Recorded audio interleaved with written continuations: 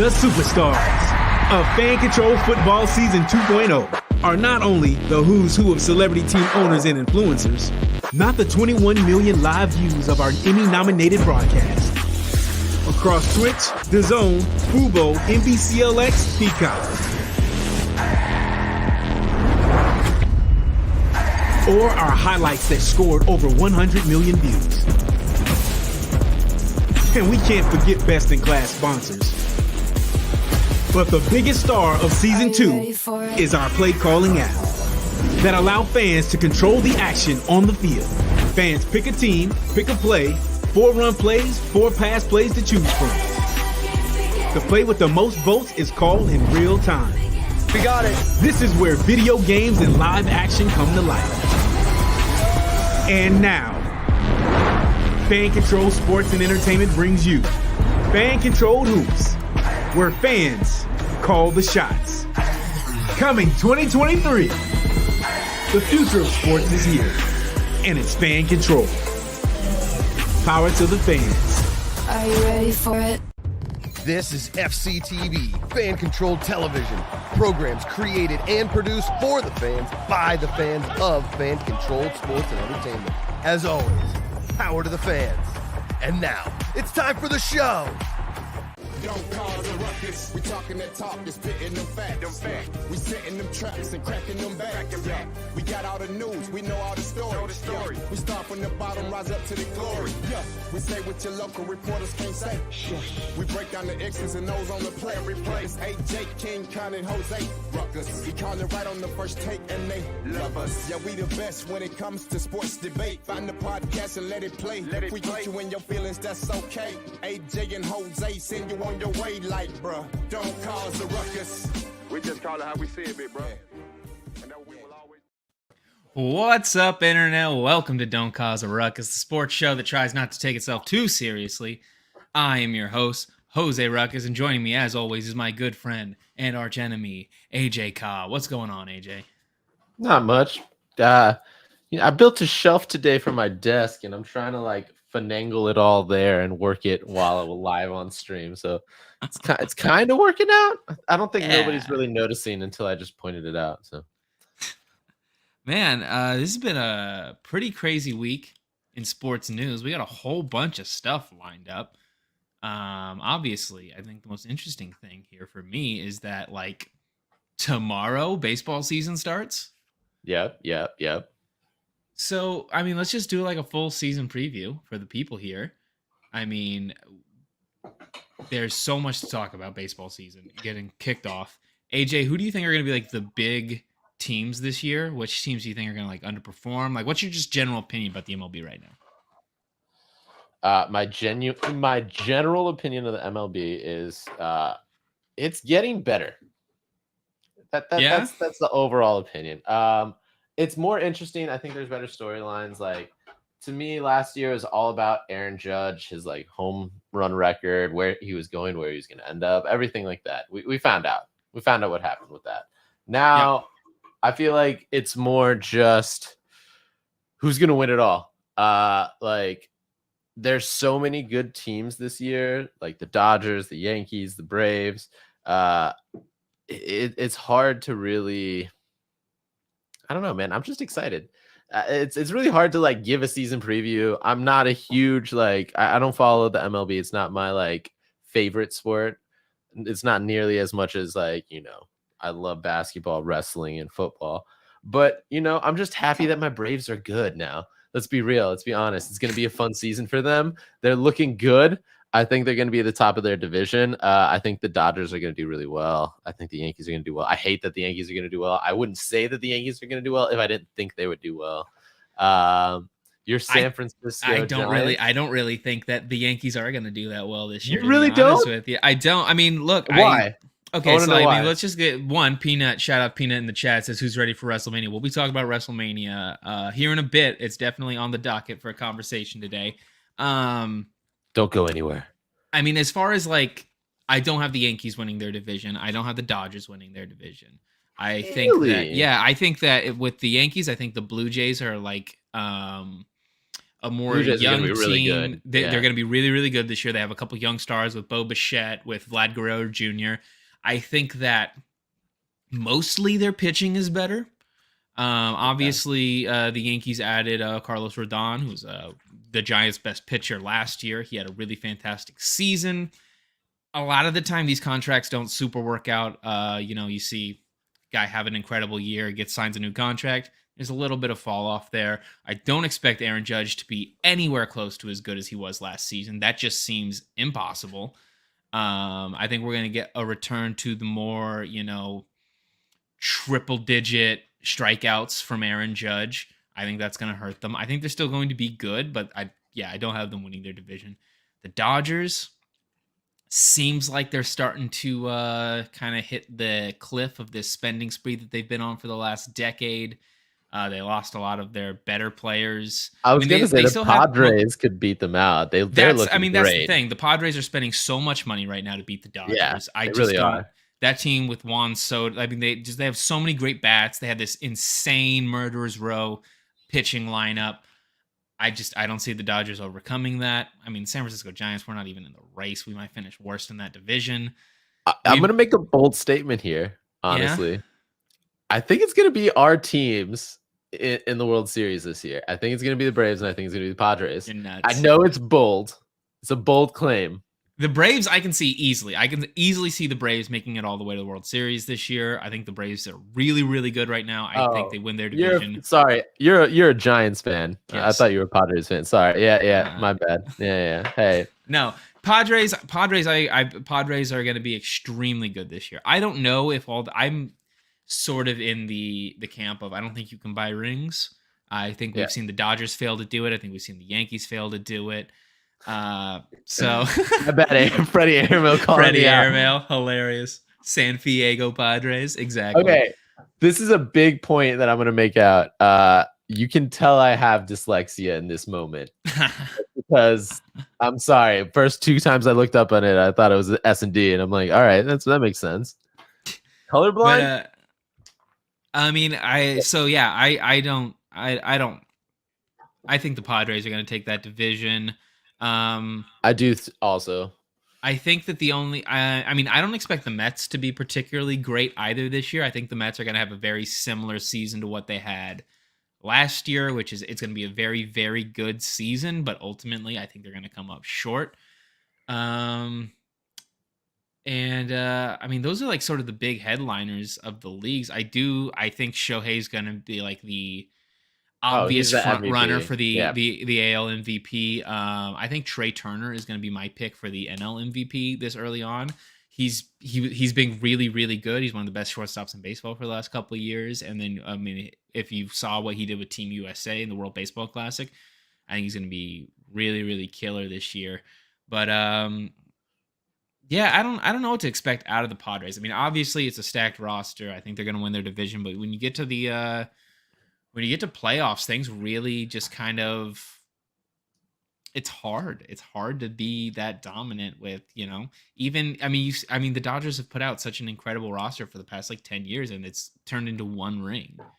So, yeah, no, but okay. Now I have to ask you, after all the spending they've done, would it be a failure if they didn't make it to the World Series? No, because these are long-term contracts. They have multiple opportunities to eventually get to a World Series. I mean, most of the players that they're signing, these aren't super old players, veterans. I mean, they got Juan Soto in the prime of his career now. I think that, just that contract alone, that's going to be a successful, if they make it to one World Series in the next 6 years, I think that all the spending that they've done is successful. This isn't like the NFL, I think, where, you have teams like the Rams, and it's you got to win right now with these contracts. Baseball, you have a lot more time to make it a success. So if they don't even make it to the World Series this year, I don't think it's a failure. I think what they've done is really, really smart and really incredible to spend all this money on a team. And it's what you have to do in this division. It's why the Giants are where they're at right now, is that we haven't been spending on free agents over the last couple of years. And you're in the same division as the Dodgers. They're going to be spending a lot of money. You have to do that if you're going to compete. It's sneaky, though. I do think the Diamondbacks are sneaky really good right now, and they could have potential. Another team that I think that people should take a flyer on, potential Cardinals are going to absolutely dominate their division. Their division's really bad. I don't expect them to I don't expect them to make a lot of noise in the playoffs. But a team that people should take a flyer on, potential World Series possibilities. The Seattle Mariners are like kind of nuts right now. J-Rod, Julio Rodriguez is one of the best players in the game. I mean, rookie of the year last season by far. This dude's crazy good. Their pitching staff is like kind of really nice. I think they've got a lot of good young guys there. They made the playoffs for the first time in like 20 years last year. I think that they're going to take that season and they're going to build on top of it. I could potentially see the Mariners go into the World Series this year. And same with the Blue Jays. Blue Jays are kind of the same thing. Just this young team that seems really, really good. Bold prediction right there. It's a bold prediction. So you're okay. So who do you think is going to be in the World Series? You know mine. It's Padres Braves. Padres Braves. I would say the way too early before the season starts. Yeah. World Series prediction by AJ and Jose. I mean, I don't know. It's tough to say. I wouldn't be surprised if we get a repeat World Series this year. It's fair. I can see the Astros getting back to it. Like that team's. I mean, they're gonna miss Jose Altuve for the first part of the season, but he'll come back. That's not a guy who needs a lot of warm up to get back right into it. Their pitching staff is. I mean, they're losing, Verlander, but they're still really good. But all right, now I gotta ask. Braves Mariners, but maybe Braves Blue Jays. I'll take it. I think the Braves are gonna walk away with the NL. I think that they're the best, even with all the money that's being spent. I think they're the best. I agree, and it's an exciting time to be a Braves fan, man. Like we had after the '90s, we had 20 years of being like we're not that good, and then now we're like, hey, let's go. It's fun to be a Braves fan right now. That's all any Atlanta fan has to look forward to right now, and the potential new NHL team. Yeah, that'll be great. Well, I mean, we're just talking about all this money going around with contracts and stuff, all with the Padres and everything. Let's talk about where some money's not being thrown around right now. Lamar Jackson is still looking for a new contract for some reason. It was this week he announced that he had about 3 weeks ago, requested a trade from the Ravens to another team. Right now, I want to think AJ, what teams should be looking to trade, who should be making that investment. But I do have some other Lamar Jackson opinions we'll get to in a second. But yeah, right now, who really should be interested in this? Because I've heard a lot of people say that if you don't have one of the top 5 quarterbacks in the league, you should be considering trading for Lamar Jackson. I mean, 100%. I totally agree with that. If you don't have Patrick Mahomes, Joe Burrow, Josh Allen, if short of those 3, genuinely, you should be trying to get Lamar Jackson, in my opinion. And it's honestly a little maddening to think that that's the case. And if you I'm looking at the Vegas odds for who's most likely going to land Lamar Jackson right now. Let me guess. Colts, give me the guess. Colts are number 1 right now. Colts are number 1 right now. Okay. They deserve it. That's a good place for him to go. Matt Ryan, I think he should retire. I think, if I'm being honest, we talked about this last night. I was convinced out of a one-day contract, and I agree. I hate one-day contracts. I think they're dumb. I think the Falcons should go pick up Matt Ryan for a 1-year veteran contract just to sit behind Ritter and teach the kids some things. That's my opinion on that. Then he can retire a Falcon. It's gravy, baby. And then I think Lamar Jackson is perfect for the Colts. Do you want to guess 2 and 3? Okay, 2 and 3. I'm gonna say. I can give you a hint because the hint will make it harder. I think. I think the hint will make it harder. Okay. Both teams have already come out to say they're not going to go after it. Okay, so the Washington Commanders. Nope. Really? Yeah. The Atlanta Falcons? Yes, that's 3. And who else said they weren't interested in him? They reiterated it today. No, it's not the Texans. I didn't see this then. Who is it? The Patriots. Oh, see the Patriots. I could definitely see the Patriots going after him. I don't He would think be he's great. I don't think he's a great fit on that team right now. Just because, like, the thing that Lamar Jackson has been missing over the past couple of years is a really good receiving threat. Yeah, Yeah, and exactly. Yeah. the Patriots historically have been horrible at finding receivers. They pay a lot of money for bad receivers when they're not Randy Moss, and they draft really bad receivers. So I don't see that being an immediate success.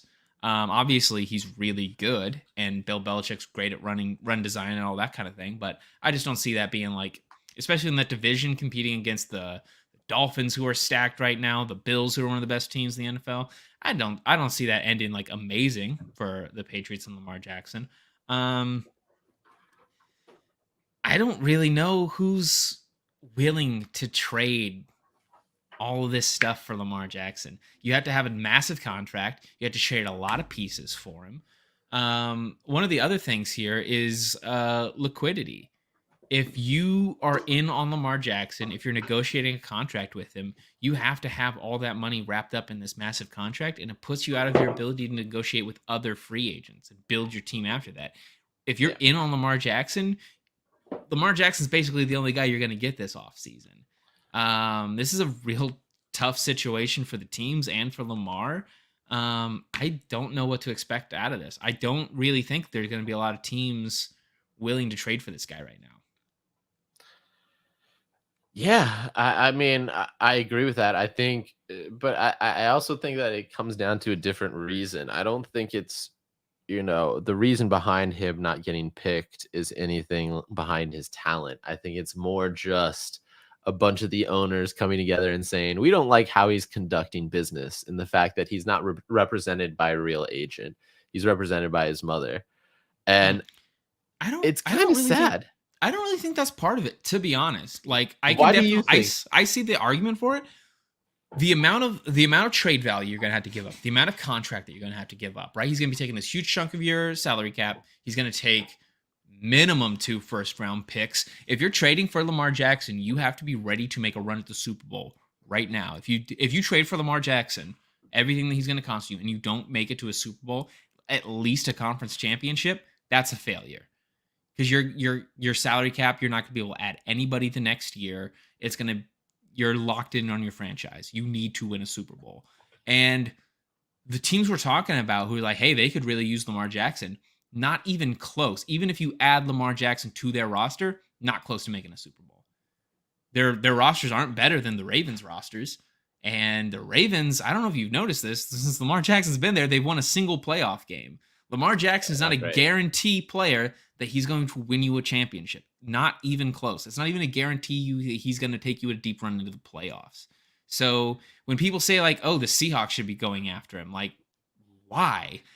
Yeah. Why would we do that? What are we going to, we have all this stuff to give up. It's better to just invest long-term on cheaper contracts than it is. You're talking about the Colts.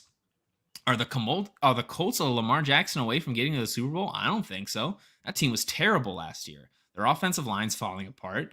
The Falcons, they are Lamar Jackson away from the Super Bowl. They can win their division with Lamar Jackson. I mean, the NFC's a bit weak right now, but I don't know. Doesn't seem like it to me. I don't think the investment on him's worth it to the teams who need him. That's what I think it is. I mean, yeah. I mean, fair. I also think that this, it's really hard to say that. I feel like before a lot of these teams figured out who their starting quarterback for next season was, like at the very beginning of free agency, there was a lot of time and a lot of, reasoning to go after him. I genuinely believe that if he was going to make a deal, it would have been at the very beginning of free agency. Now it's too little too late. He's put himself into a corner, and I genuinely think that having his mom represent him, it wasn't the best thing. I think it's not fair for him to get judged by that, and like to have that feel like, I don't think that's the reason wwhy. I feel like you're right. It's one of many reasons why he's in the position he's in now. But I do think that played a part in it. I think you should. I think you should have made. Great. I think you should have made a harder stance on this last season. I think that he should have held out last season, because now it's being used against him that their season ended with his injury and that he didn't play during the playoffs when they could have potentially made a deep playoff run. Other than that MVP season, where again they didn't win a playoff game, there hasn't been much here to like put it on your like, hey, Lamar Jackson's going to help you win a Super Bowl. Okay, but in his defense, can you name more than like the five good quarterbacks? Like, can you name like 10 other good quarterbacks, 30 other quarterbacks better than him? The problem isn't whether or not you can name a quarterback better than Lamar Jackson. It's, can you name quarterbacks who are Lamar Jackson is so better than that the contract difference makes it to where you need to get Lamar Jackson. If you're the Seattle Seahawks and you just signed Geno Smith, who took you to the playoffs, has done as good in the playoffs as Lamar Jackson has 3 out of 4 seasons. Why would you take Geno's $3 million next year or $10 million next year, whatever it is, compare that to giving Lamar Jackson $33 million? Is he that much better? Is he going to make your team that much better to lock up that much of your cap space in him? I don't think so. I think for some teams, yeah. I do. Genuinely, I believe for some teams you do. Like, if you're the Houston Texans... Exactly. Yeah, that's a great team. But the difference is Lamar Jackson is not making you a Super Bowl contender. He's making you a playoff contender. That's the jump that you're making. For a team like Houston, it's better to take that is a gigantic step for them, you know? And not only that, if they're smart about it, they can build a team around Lamar quickly. But I don't think that's going to happen. Like we're saying this, but I don't think there's a chance of that. You're going to give all of your draft capital up getting him. So you're not going to be able to trade for people next 2 seasons. He's going to take up minimum 30 to 45% of your salary cap. So when it comes time to sign free agents, it's going to be pretty difficult.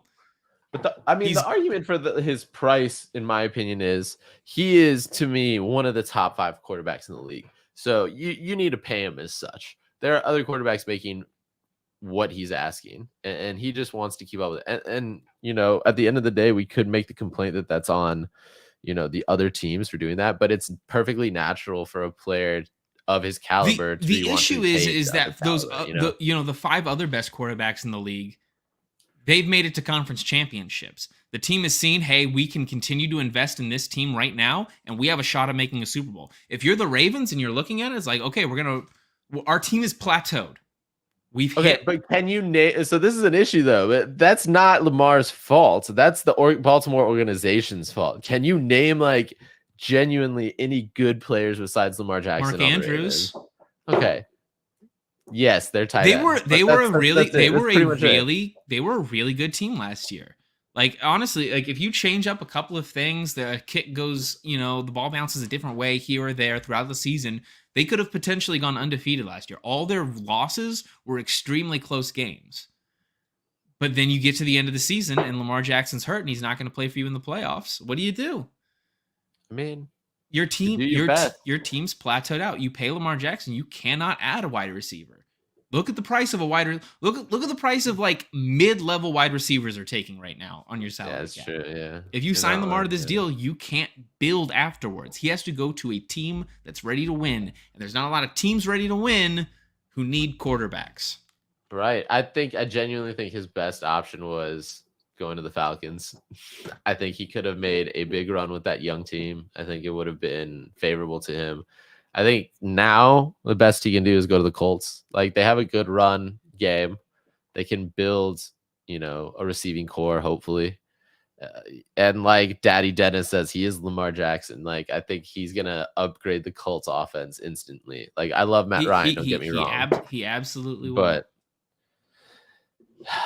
Lamar, you need to give up some money if you want to get out of there. You got to give up some money if you want to get out of there. Right now, he's in a position where he has to make a decision. It's like, do you want to play? I think he's playing for the Ravens next year. Yeah, he's probably going to. I don't think he's going to play. I think he's going to be on the Ravens. He's going to sit out a salary cap. I mean, a franchise tag. Yeah. Maybe. We'll see. I think he's stubborn enough to do that. I'm gonna be real. This is taking a really, really long time. So I don't know. It's very confusing that it seems like I don't know. Normally, if this guy was available, there'd be a lot of teams making moves right now, and there's just not. And I think there's a lot to be scared about trying to trade for Lamar Jackson. Let's move on though, because we're reaching almost the end of March Madness. As the Final Four this weekend, but last week was a crazy week for the tournament. It was a lot of fun. The men's side, you've had continual upsets. This is the first time that a number one seed hasn't reached the Final Four since the 70s. Pretty crazy. On the women's side, the women's tournament's taking a huge leap forward this year, which I'm super excited about. The Iowa-Louisville game had higher ratings. More people watched Iowa versus Louisville in the Elite Eight than watched any NBA game this season.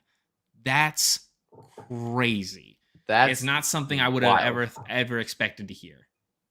Yeah, a women's college basketball game having more people watching it, more eyes on them than any NBA game. That just tells you that how important it is and how great these players are, and they need the attention that they're getting.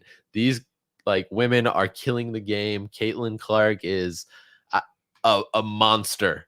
We were talking about this before the show. Yeah. We were just hanging out, and she's just incredible right now. She's amazing. Insane. I genuinely think that you can put her on an NBA team right now, and not only she may not start, just because college players rarely start.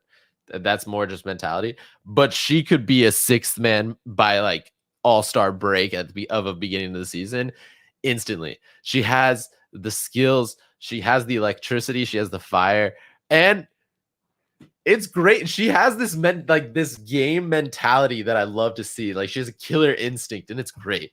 I love seeing she does a thing that I think has been a trouble for women's sports for a long time, which is that there's this sort of I don't know how to phrase it, but there's this sort of just negative view of when women shit talk when they're on the court, or maybe get a little physical or anything like that.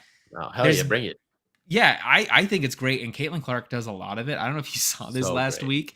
There was because they just blew out the other team, but there's this great part where they're about to inbound the ball, and they're all getting in their positions, and some player for the other teams talking to Caitlin Clark, and you can just see her mouth on the screen. You're down 15. Shut up. She's amazing, dude. She's hitting the John Cena "You Can't See Me" in people's faces and stuff. She hits a big shot. She's like Steph Curry when she hits a big shot, and she just she shows how excited she is when she does it. I think she's incredible to watch. Her game is insane. She's the first person to have triple double, a 40-point triple double, and a 30-point triple double in the same college tournament. Yeah, she's gonna make an impact into the WNBA the second she comes onto one of these rosters. I can't wait to see it. Whatever team has the number one pick next year is instantly going to be better. They're going to be probably the worst team this season. God, but sorry, my shelf is not doing well that I built today. I genuinely think that she's gonna be a game changer for the WNBA. Like you said, 41 points, 12 assists, 10 rebounds in the last game. That's monster numbers. Yeah, those are monster numbers right there. And it's not like the James Harden experience, right? She's fun to watch. Right. It's insane. It's like you said, I don't know why people poo-pooed on women athletes showing emotion, but personally, I know you and I both agree. I love it. Show me more. Bring it out. I feel like it ups their game a little bit. I know we were discussing this beforehand, but I really hope that the FCH can give compensation to the athletes that's comparable to overseas or close to what the WNBA does, purely because I want to see or have at least a thought go into Caitlin Clark's mind and go, do I go to the FCH and just dominate over all these other athletes? Because I genuinely think that she may not be putting up triple-double, 41-point triple-double games, But man, she's gonna play well. She's gonna show that she can be dominant no matter where she plays. And I'm just fingers crossed, man. Fingers crossed right now. Like I'd love to see her play in like a co-ed league. It's not unrealistic. You look at the rookie wage scale in the WNBA, picks 1 through 4. How much do you think they're getting paid, AJ? Man, I don't want to guess because I feel like there's a level inside of me that's like it should be comparable to the men. And then there's like the realist in me, and like that's not the case. Nobody's gonna $72,000 a year or a season? year. That's year 1 for the WNBA. Picks 1 through 4, $72,000. Look, honestly, that's not too different than like my salary. I'm just gonna be honest. Not from this, but just like my day job. Yeah, So I mean, like if we want to be realistic about it, fan-controlled hoops kind of can compete in the space of trying to get women on the roster. It's not that unfathomable. If they really want to just throw down like, hey, 6-figure salary, who's not gonna do it? I don't know. So yeah, that'll be interesting to see. I would love to see it. I mean, I really like the idea. We talked about it when they announced it, but the idea of women and men playing together in basketball 3-on-3, I think it's a great idea. So I hope we get to see some of that. Genuinely would love to see it. Yeah, I mean, let's keep talking basketball, man, because the MVP race is really, really heating up. There are 2 front runners right now that people are really focusing on. These are the 2 guys in the MVP race. AJ, who's your pick for MVP right now? I mean, I know who the top 2 are. And I'm going to go with, in my opinion, the obvious choice. I'm going to go with the Joker. I'm going to go with Nikola Jokic. Just because the man he's consistent, he's putting up points, and his team is number 1 right now in the Western Conference. And the Western Conference has been known for the last several decades to be the most difficult conference. And it still is. It genuinely still is. So you got to give it to the Joker. I mean, you just look at what he's doing over the last season. He's just been killing it.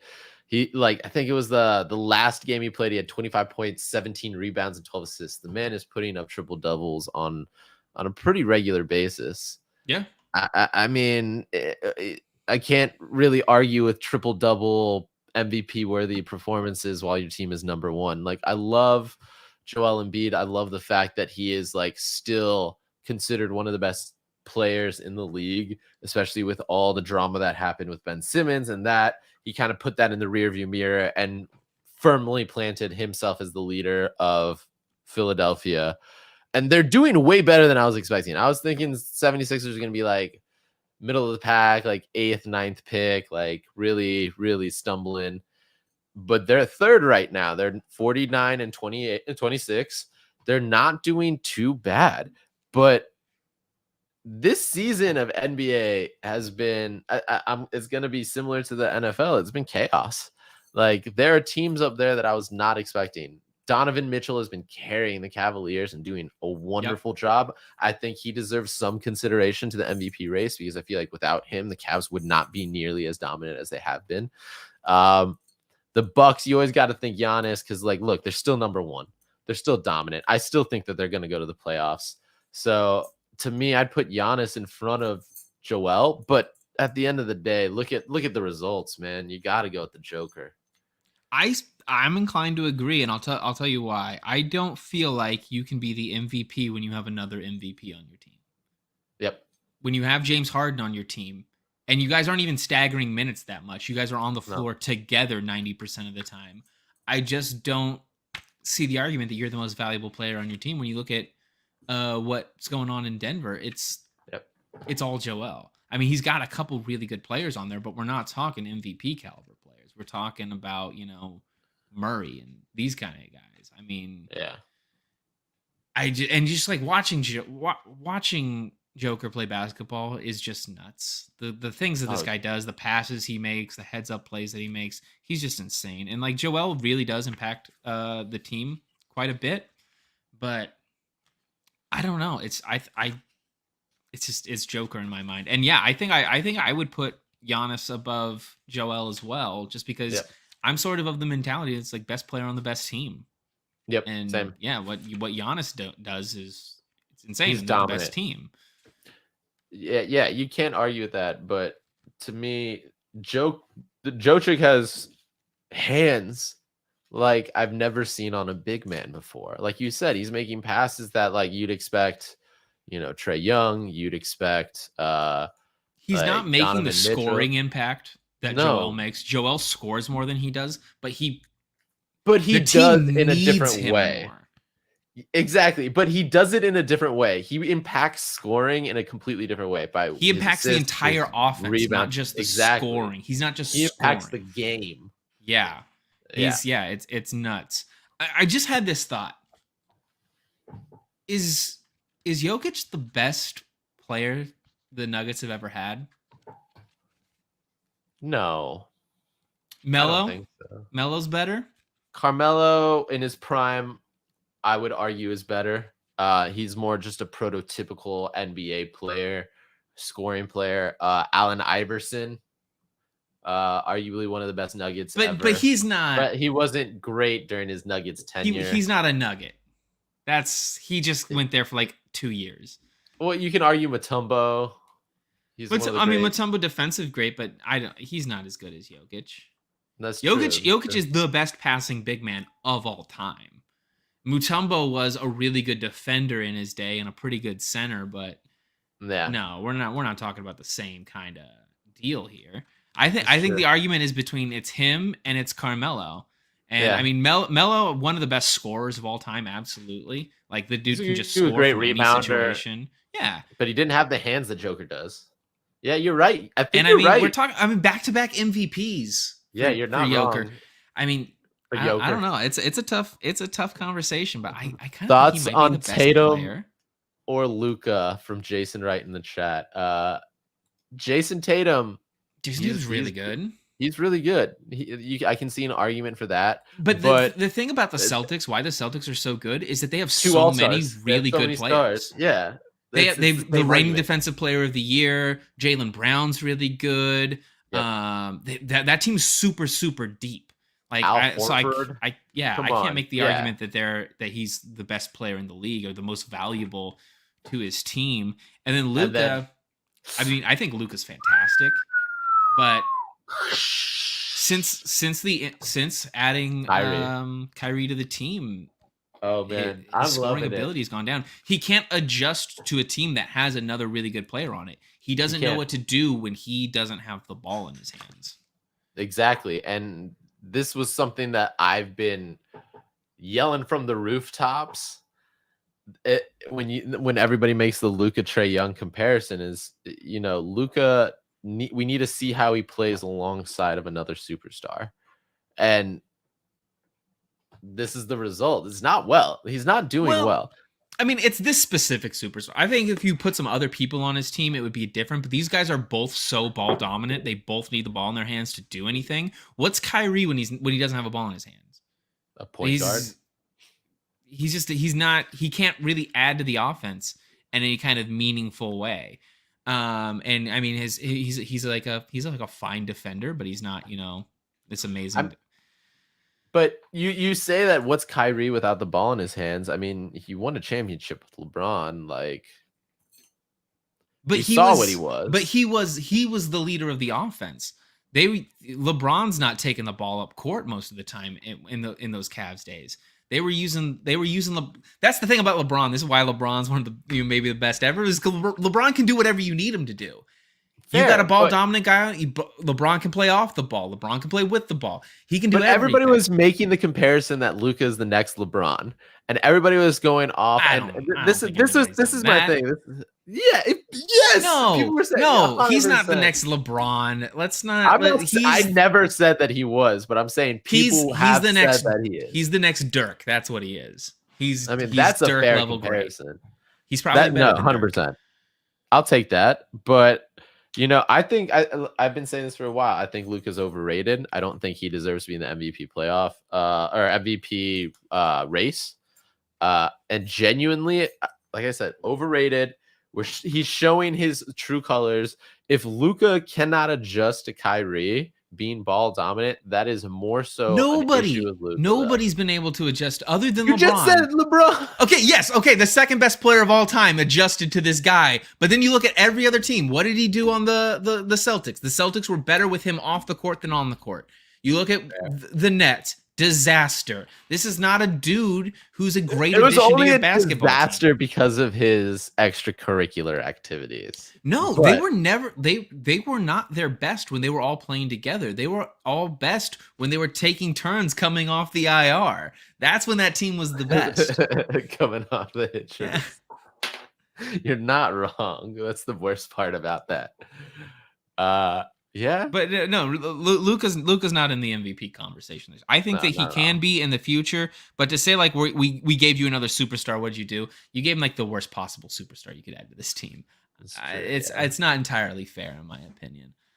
But speaking of superstars, AJ, WWE superstars, WrestleMania right around the corner. Peanut's gonna go nuts in the chat. AJ, what do you think about WrestleMania? Are you excited for this year? What do you think? Have they announced the matches? I've spent hours looking for the match announcement. And honestly, they said it's coming up. It's coming up. We know it's going to be Cody versus Roman in the main event. That's the only one I think we know. I don't know. I really don't. And like I know normally everybody's like AJ doesn't do his homework. I've done my homework today, guys. I had stats and I searched for a long time what the matches for WrestleMania are, and I cannot find it. I know we both said Roman, Cody. There's going to be kind of know how that's going to end. There's going to be a tag match with Kevin Steen and Kevin Owens now. Kevin Owens and Sami Zayn. They're gonna tag together, right? After the way the last pay-per-view ended, that's got to be what they do. I feel like that. Peanut, if you know in the chat, let us know because I've genuinely looked. But we all know how Cody Rhodes and Roman Reigns is going to end.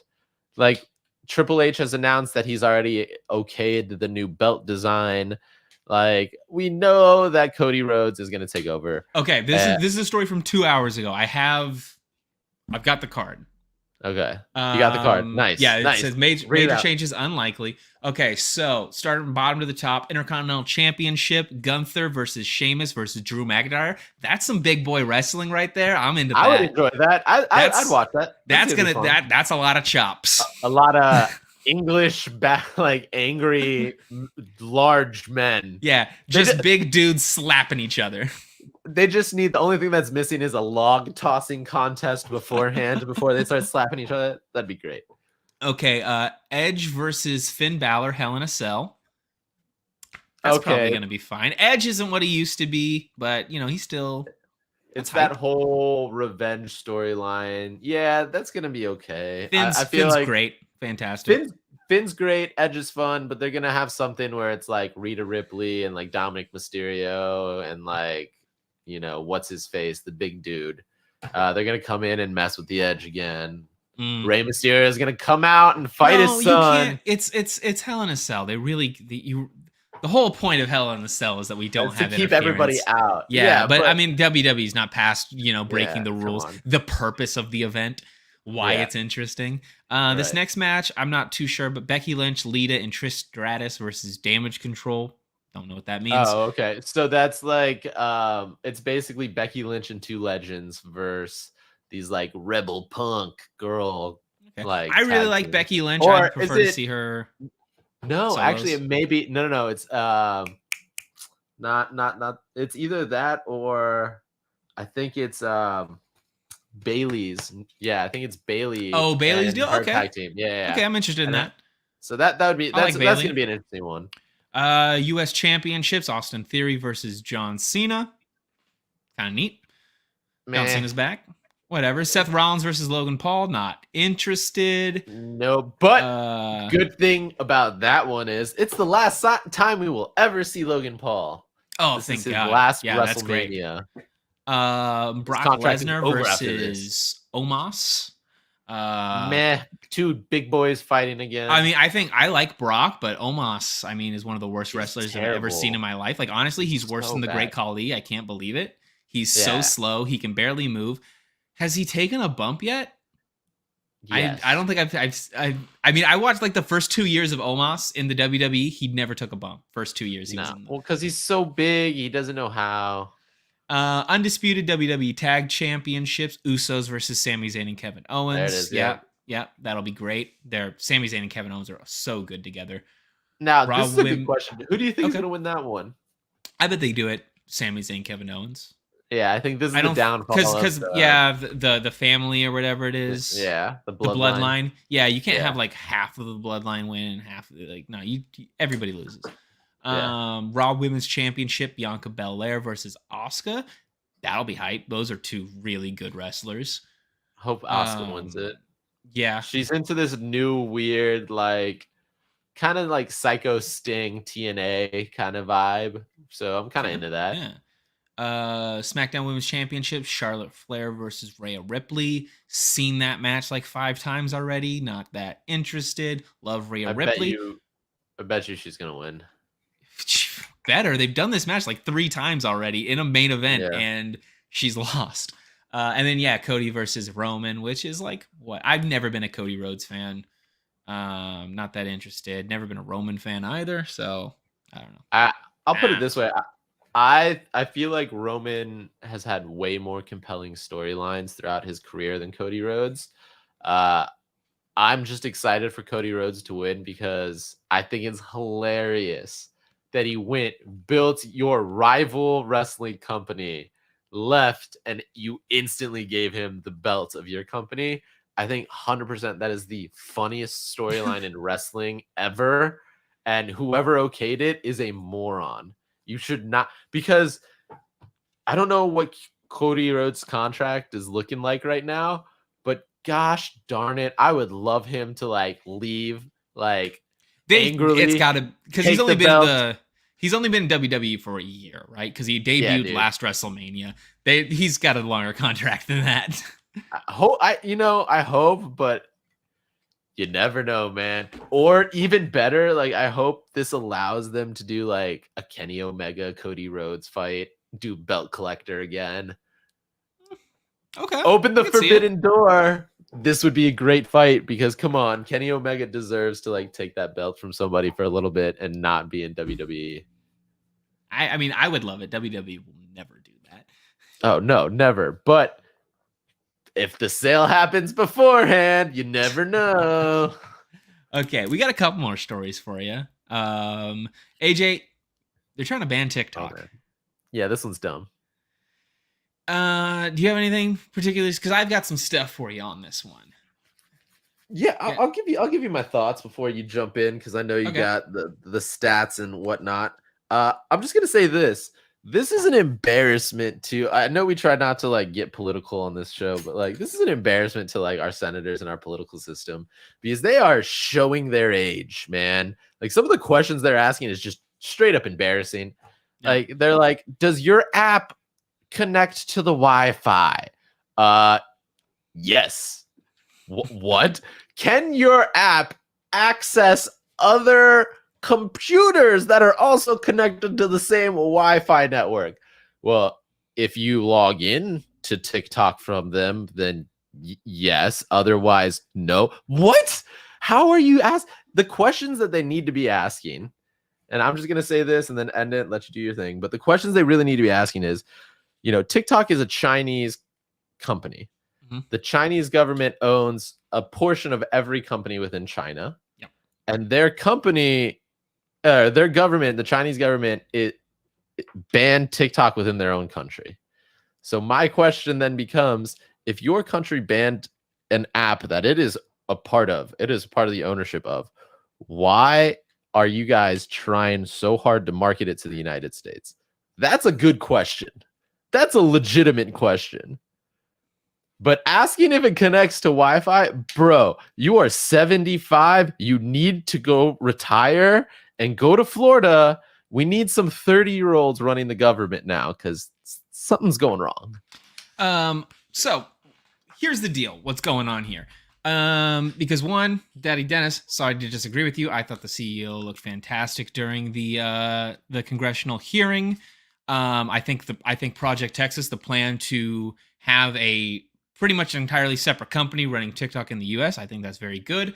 But the bill, Project Restrict or something, what they're calling it, the TikTok ban bill, was published pretty recently, and people have taken a look through it, see what's in it, and it's a horrible bill. And this is why we're talking about it on the show today, because I want you to be aware of what's going on right now, which is that this is not just a bill to ban TikTok. This is a bill that intends to create massive restrictions on your use of the internet and to allow the government to read your text messages, access your Facebook account, you'll be sentenced to like 2 years in prison and a $2 million fine if you use a VPN to access not just TikTok, but any app that the US decides is like inappropriate. And if you're suspected of it, they can essentially track everything you're doing on your computer, on your cell phone, all this stuff. It's a really, really bad bill. And it's very obvious now what's going on is that Congress isn't particularly interested in banning TikTok specifically. They failed multiple times to pass internet regulation bills. This is them sneaking it in. Yeah, it's them. They found a reason to sneak in a internet restriction bill that is going to massively impact your life in a negative way. So be aware of this. If you want to read more about it, there's plenty of articles you can read. It's really, really bad, and you should contact your congressman and let them know that you don't support it and that you won't vote for them if they do. But genuinely, I know we don't get political, but we need to vote some of these old politicians out. Yeah, this is really, really bad. This is terrible. Some of them just don't understand the technology and are scared of it and are really overreacting. Like this isn't okay. I genuinely, AJ, it's interesting that there is there's no concerns about nobody cares if you have a minimum age for something, right? Minimum age to vote, minimum age to drive, minimum age to drink, minimum age to do like a bunch of stuff. It's weird that there's no like maximum age for like being in Congress or anything like that. I don't know. That seems weird to me. That and like, I'm gonna be real, like the Supreme Court judges, like their term ends when they die, basically. Seems a little bad. Like we got like, we made I don't want my grandpa or my grandma like making decisions on something that like they don't understand. Like I've heard, like I know AOC has kind of been quiet recently since Biden has taken office, but I remember when she first got into office, she was talking about how literally these senators had to ask their aides to explain what TikTok is, what NFTs are, stuff like that. And it's just not okay. Like I understand needing leadership and wisdom from someone older, but we need to have, like you said, an age limit because we need these people to understand what they're voting on. They need to be using the apps to understand, like, bro, yes, they can track what you're using within its browser. No duh. It's like saying, oh, so Chrome can take my data anytime I use it. Yes, because you're using the app. Yeah. Guys, Facebook steals your data and sells it to a bunch of companies, and that's fine. But if it's free, nothing is free. They're using your data because it's free, or they're shilling you stuff through apps, either subconsciously or just straight up in front of you. Nothing is free, guys. Nothing is free. Speaking of nothing being free, AJ, I specifically really wanted to talk to you about this because a couple updates to Twitter were announced yesterday.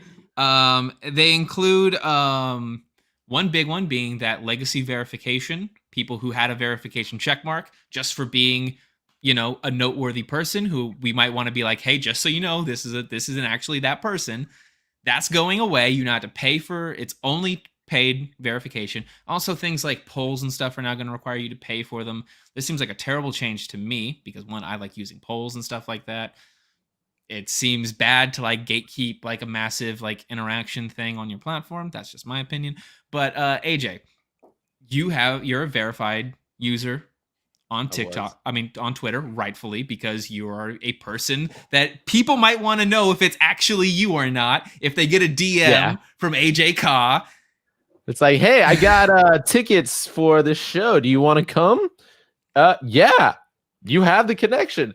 Yeah, it's not me. It's a scammer. Yeah. Or like if you were to message a fan, right? And the fan's like, hey, am I getting scammed right now? Or is this actually... Right. It's kind of an important thing to have on your app. It's going away. AJ, are you going to be paying for verification? Like, what's the deal with you with this? I hate to say that I already am, purely because I'm an NFT nerd. So like that was the only reason I wanted the little like rhombish shaped you thing gotta be for my the NFTs. Twitter blue to have the official NFT profile. Which to me was also really dumb. Like I was already verified. I already had the blue check. Just let me do the NFT things, like make it something special for the legacy. I also hate that they called it legacy verified. Like it makes it seem as if we're no longer important.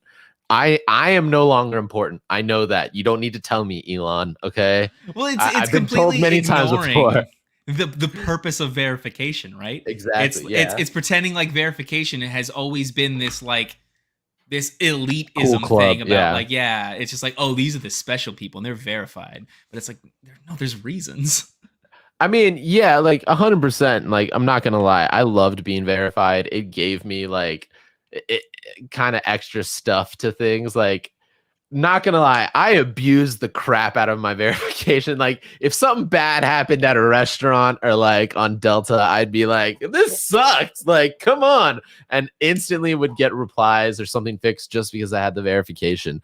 That's not gonna happen anymore. So personally for me, that's like just a selfish reason. But like you said, man, the original reason, the entire purpose behind it was originally the people who got the blue check mark was because you had to prove that not only were you noteworthy, but that you were noteworthy enough for people to make multiple fake accounts for you. Yeah. And well, there was a huge the reason verification it was started was because there was a huge lawsuit because somebody was pretending to be somebody on Twitter and Twitter got sued. So this whole reasoning behind Elon saying, oh, it's because of the bots, it's because of AI getting too smart. The only reason we can do this is to confirm that these are real human beings behind these accounts. I think that's bull. Genuinely bull. At the end of the day, it is for verification. Make it harder for bots to use your platform instead of taking something away and putting it behind a monetized wall. Yeah. Okay? I get that it's cool. I get that, people will pay for it because it's going to be verified. Great. Don't do it this way. Or at least do different levels of it. It's okay to put verification behind it and use it. Sure. But like, don't put it behind a paywall, and like, make sure that they're different. Like, make sure that, the people who are like musicians, maybe do a color for musicians, maybe do a color for athletes. Noteworthy people still need to have that layer of, oh, this person is actually who they say they are. Because if they're not, like you said, people are going to get scammed. Regardless if it's a human behind the verification, that's cool and all. But there needs to be another level of, okay, this person has done something noteworthy. This is a person that like is who they say they are on a level of no joking. Because remember when this first Twitter Blue first came out, somebody became Elon and just put like, and then he like made like, oh, you have to put parody, and they still followed his rules, and then he still got upset. So at the end of the day, it's just like, we know your real reasons. It's because you want more money. It's not because you're trying to do the best for bots. Just be real. And that's kind of what I hate about like some of these companies is like they hide their true intentions behind something that seems like, benevolent, but in reality, it's just give me money. Greed, baby, greed. I'll tell you what, I've already been kind of stepping, because Twitter used to be my main platform for like, if I had a joke, I'm going to put it on Twitter or anything like that. I'm pretty much not doing that anymore. I do it on TikTok now, where I get way more interaction and way more views and way more. It's just like all around just been a way better platform for doing this kind of stuff. And I don't know. It's just, there doesn't seem to be a whole lot of reasons to be on Twitter anymore. So yeah, that sucks. That's going to wrap it up for all of our topics today, but we do have one game that we like to play at the end of every episode. It's called Off the Top 3. AJ and I are going to make top 3 lists off the top of our head. I don't know what AJ's topic is for me. AJ doesn't know what topic I've got for him. We're just gonna hear him right now. We're gonna make top 3 lists. So AJ, I've got one for you. Okay. Top Let's go. 3 social media places that aren't around anymore. Oh, okay. I mean, I really only have like 2, maybe only 3. 2? Yeah. I miss MySpace. Yeah. Genuinely miss MySpace. The top 8 was, to me, the best part, because while everybody else was figuring out who their top 8 best friends were, I said screw all that. I put my top favorite bands, and that would switch from week to week. And like you could change up your profile. It's how I learned a little HTML. You could put music in there, change it back. Everything was fully customizable. So the second you landed on your page, like you could have your own music bump in, like you could do whatever. So And it was like, as dudes like deep into music scenes and stuff, the MySpace music scenes were incredible. Oh, it was like great. You could It was the find heyday. so much underground music, all kinds of really cool stuff there. Yeah. It was just because like you would follow like it's exactly like, you know, Facebook is today, but the difference was the bands actually kind of kept them themselves. Yeah. And like imagine if you took Facebook and Twitter and smashed them together. That's kind of what MySpace was, but you got ranking systems involved, which was great. Yeah, like you said, you could follow a band, you'd see what like other bands are interacting with, and like you just go from there. And for independent bands, it was like the first way to be able to just like release your music without anybody's help. It was just like, hey, Exactly. we put all of our music on MySpace and you can listen to it whenever you want. Yeah, that's exact. Yeah. So it gave these younger bands an outlet to put their music out. So that was even better because you could find these bands that like you loved, like these big name bands, and they would be like commenting, or they'd have a little band comment on them, and then you'd go there, and then this is literally the first way that they've been able to put their music out, because they couldn't afford to put it on the CD. They could literally just, you know, upload it to a website, which is great. I loved it. It's how I got really into music. I miss that so much. I miss AOL Instant Messenger. Even though we essentially have it now for text messaging, like we just turned it into our phone. It's not the same. You can't put up an away message on text messages. If you can, hey, Apple, you're listening. You're constantly listening with all the devices you have around me. Away messages for text messaging, I would love that. Just brilliance. Because yeah, you could be as emo as you wanted to be in those away messages. Like, life is too hard, going on a walk, or you could put like lyrics of your favorite music. It was great. I loved it. Man, as far as I got one. Okay. Zynga. I don't know if anybody remembers this. Zynga. Yeah, they got bought by Zynga. Facebook. Yeah. They got bought by Facebook and nothing came out of it. So yeah. Just Zynga was fun. It was like Tumblr, but more emo. Shout out to Dig. You remember Dig? Dig was cool. It was like Dig was like Reddit before Reddit. Yeah, it was like pre-Reddit. Yeah. Jim saying those already exist. Do they? Show me, because I want to be emo and have it be my instant reply when my friends are trying to get to me.